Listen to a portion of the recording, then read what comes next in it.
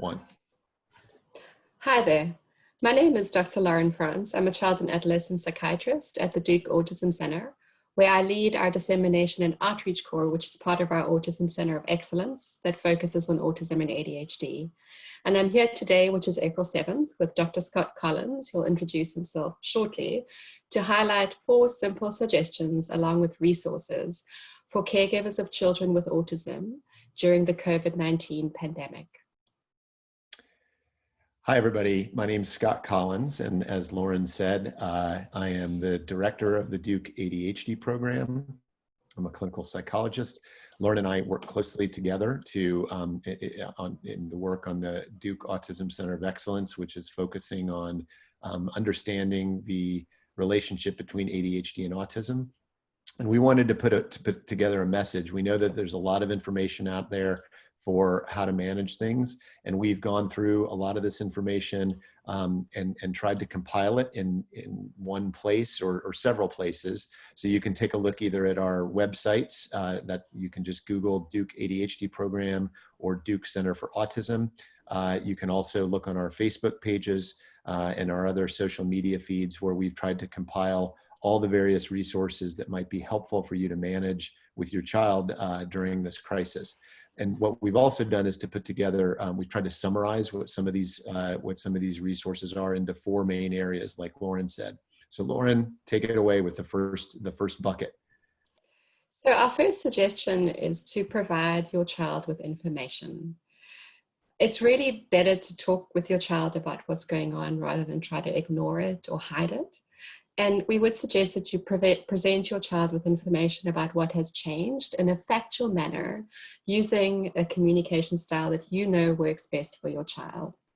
So social stories and visual supports may help, and we've included links to a social story around coronavirus and also visual supports around hand washing on our websites. But we've also included strategies on how to talk to your child with autism about situations that they may be finding scary.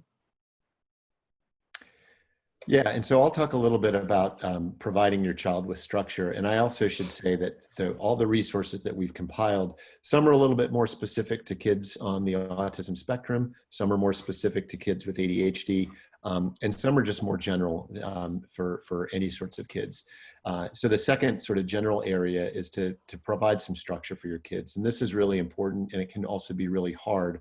But the more that you try, the more comfortable your child's likely to feel during these unusual times. So try to make a plan for each day, break it into chunks, and use schedules. Predictability can be really helpful for kids, especially kids with autism or ADHD. And it'll also help them transition back to school more easily. One of the things that can also be a temptation to try to structure as much as possible is excessive screen time, because this can impact sleep and energy, and it also might make it harder once things do get back to normal to transition well. So think about that, particularly with respect to sleep. Having a good structured bedtime routine and wake up routine will be really important, and will also serve well later on when things resume to normal. So our third suggestion is to provide your child with what is important to them. So ask yourself, what types of things does my child really like? What's important to them? What makes them smile? What brings out their smile? And try and include these things or activities into their daily schedule. Try and set aside time where you can enjoy your child's company, where you can enjoy each other's company by following your child's lead and doing things together where you're actually placing very few demands on your child. This can be a great way to stay connected during these stressful times.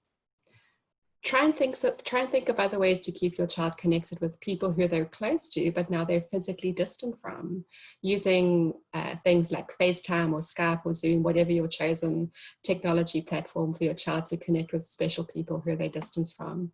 But also simple things like writing a card or a letter to people that they miss. We've included some resources on our websites about strategies that you can use to follow your child's lead and bring out their smile. Yeah, and the last area to cover is taking care of yourself. Anybody who's taken a flight, although probably not recently, knows that when you hear from the flight attendants at the beginning, they tell you about when the oxygen masks drop or if they drop, put yours on first and take care of yourself before you put it on your child. And that's really important now.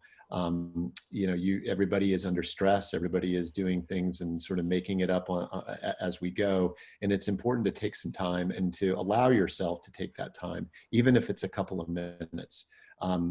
And do things that make you smile or give you energy or give you joy.